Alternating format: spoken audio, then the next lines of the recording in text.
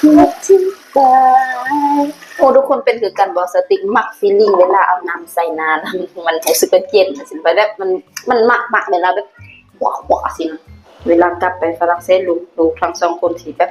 สิได้ปรับตัวอย่างง่ายเพราะว่ามาอยู่ปี1 เดือนทุกคนเผ็ดทุกอย่างยังได้ยังก็ได้สินะแล้วฝรั่งอยากไปเที่ยวไสอยากกินยังเขาจะไปเที่ยวไสกินยังแต่ว่าเขากินนะแล้วจะไปของลินแล้วกายใส่ไปใส่ก็เอาห้ามื้อสิแล้วกับฝรั่งเศสสิบ่เฮ็ดนั้นลูกสิบอกสติ๊กกับผัวสิบอกลูกแต่ละว่าอันนี้เป็นอันเป็นว่าของแล้วสิเวลากลับไปสิบอกคือกันสิบอกลูกตลอดอื่นบอกอ๋อเนาะว่าสติ๊กก็เป็นคนหนึ่งที่มักเบิ่งอันคลิปวิดีโอที่เขาจะแต่งหน้ากับคลิปวิดีโอที่เขาจะกินมักคือกับซีพิวป่ะเฮ้ยอยู่เนาะต้องขออนุญาตเบิ่งแม่นกัน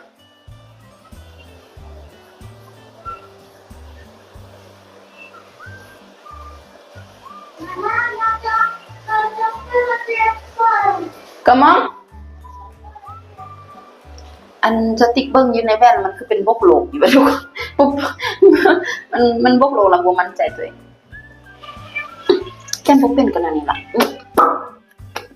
แต่มันก็ยังไปยังมาเข้าห้องน้ำแล้วก็เอาเจียห้องน้ำแล้วอ๋อมักเห็นอะไรนี่ทุกคนสุดท้ายแล้วออกไปนอกก็แบบเป็นคนที่ไว้ตั้งหน้าเวลาแต่งหน้าออกไปนอนมันบ่มั่นใจสินะยังเป็นบกโลกตลกทุกคนสติกแต่งหน้าเรียบร้อยแต่งหน้าสิพาลูกไปย่างว่าซั่นเราแบบย่างลูกคือเราแบบแต่งหน้าแล้วลูกกำลังสิลงไปกำลังเก็บทุกอย่างใส่กระเป๋าเสื้อผ้าเราแบบแบบต้องส่งดาวแหละทุกคนต้องส่งมันอันอย่างว่าบูสต์ภาษาลาวมันอย่างว่าก็ว่าเจ็บหัวปวดเจ็บหัววินล่ะปีนปิดสลิกเลยน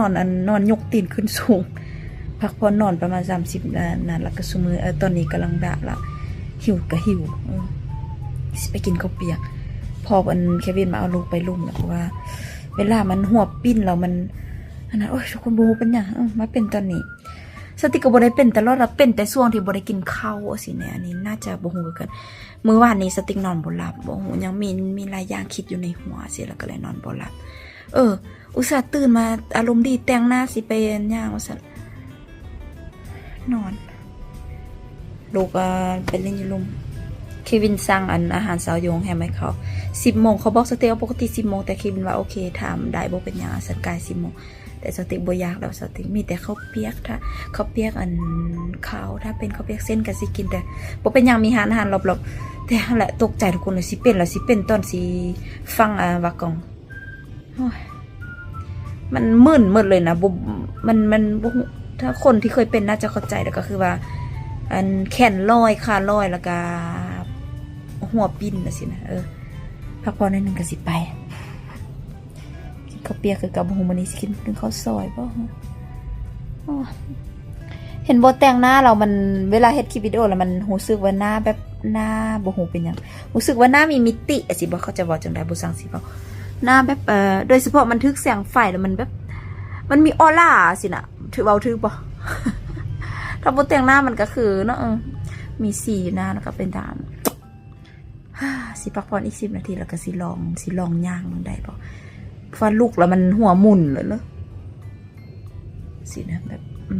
ยังเป็นอยู่ยังลายตาไม่ดาวถูกบ่นะ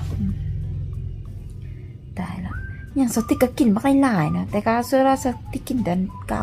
สติกกินต่ำทุกมื้อทุกคนเสื้อบ่แล้วเป็นพอกินเบียร์ทุกมื้อบ่สติกกินเบียร์ทุกมื้อละจอกมื้อละแก้วมื้อนี้บ่กินแล้วมื้อนี้ยานแบบมือสิกับฝรั่งเศสละยานสิบ่สบายสิเนี่ยทุกคนถ้าบ่สบายตายละได้ยกเลิกไฟก็ยกเลิกก็บ่ฮู้จะจังได๋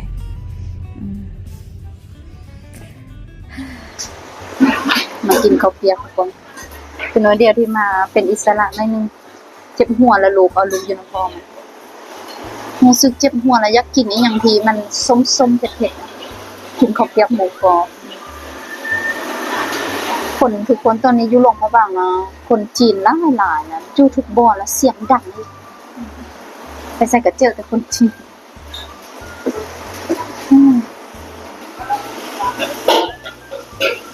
นี่แหละเบิ้งสิได้กินน้ำกันกินคนเดียวเงาๆคือก้าวคือทุกมือแล้วเนาะ าวเปียกหมูกรอบ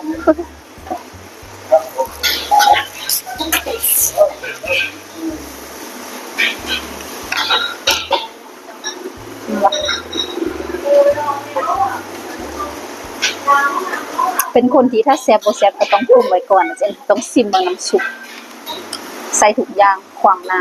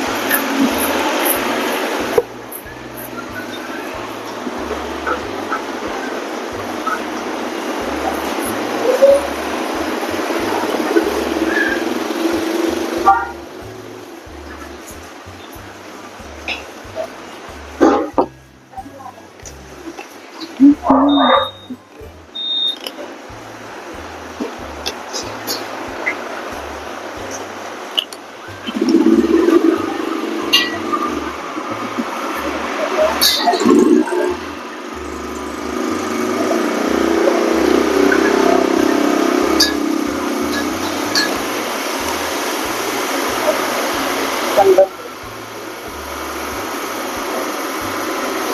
ประมาณนี้แหละทีนี้มาสิกินข้าวซอยคันย่างไปไกลอยู่ติดกับโรงแรมบอนผักนี่ไ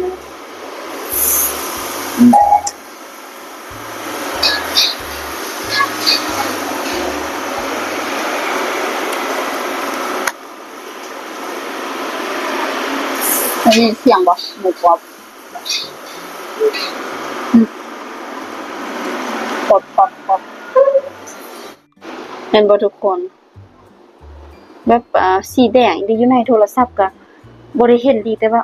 ความจริงเป็นสีแดงอยู่แดงไทแดงว่านี่แหละเป็นตาหยาด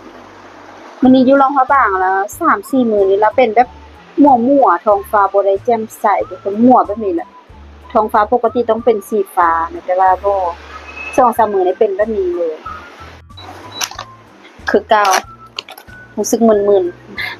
มันคือง่วงนอนนี่แหละมันจะเป็นมึนละติเนาะอ่ะมึนหัวเมาเนี่ยบ่เจออายแ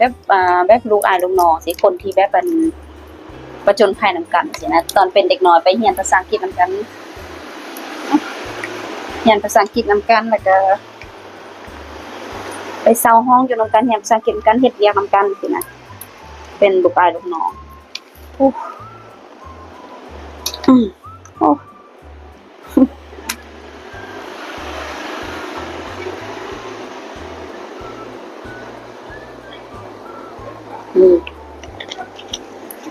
10 ปีบ่ได้เจอกันแต่เลยเราก็มีลูก3 คนแต่ติก็มีลูก2 คนเป็นลูกอายลูกน้องที่เข้าเรียนอยู่อันห้องเดียวกันจังซี่นะทุกคน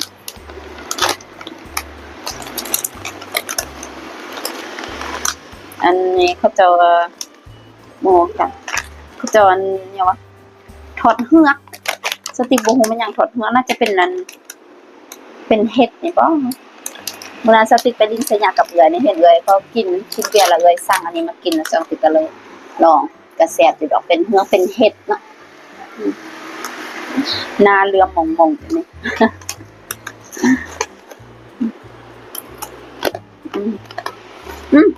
เปล่าไฟอยู่เสียงบ่ปอดเสียงรุดแล้วขึ้นมาไป5 โมงครึ่งนี่เสียงบ่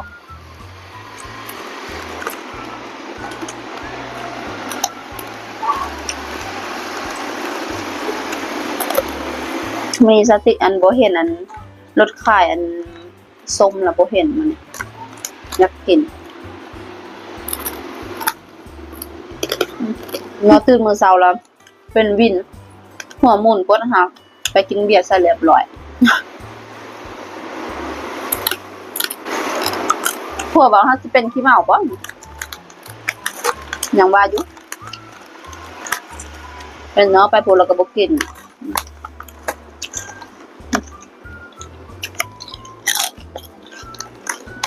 ไปขันนัดตะเวนสีแดงเลยมานั่งนี่มันนี่บ่มีลมถ้ามีลมไม่หลับอ่ะได้ยินแต่เสียงรถโอ้โหเป็นหยังมาเผ็ดมันจะหน่วยเดียว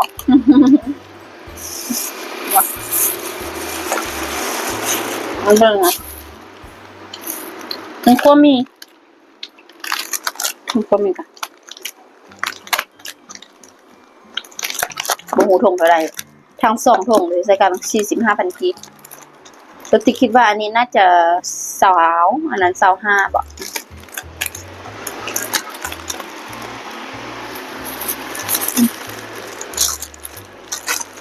กินสิกินให้เบิ่งแบบบ่มีมือให้จังได๋เอาเป็ดผง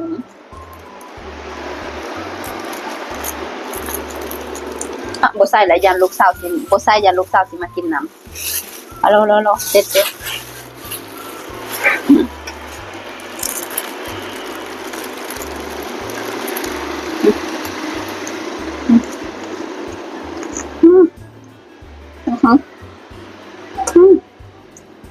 รับครับ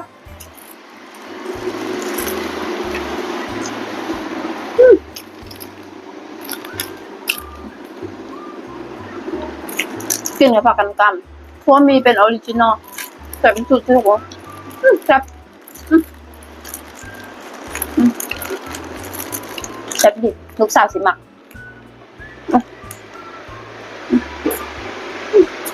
สุดยอดอันนี้จะซื้อทำลูกสาว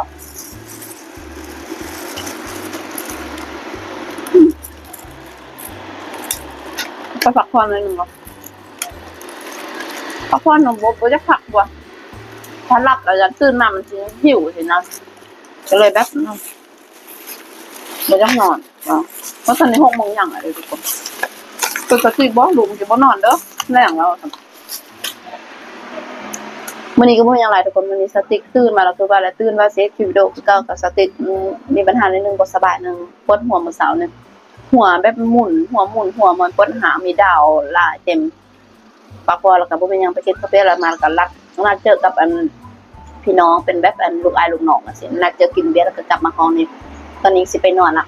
ไปทุกคนเจอกันใหม่คลิปหน้าบ๊ายบาย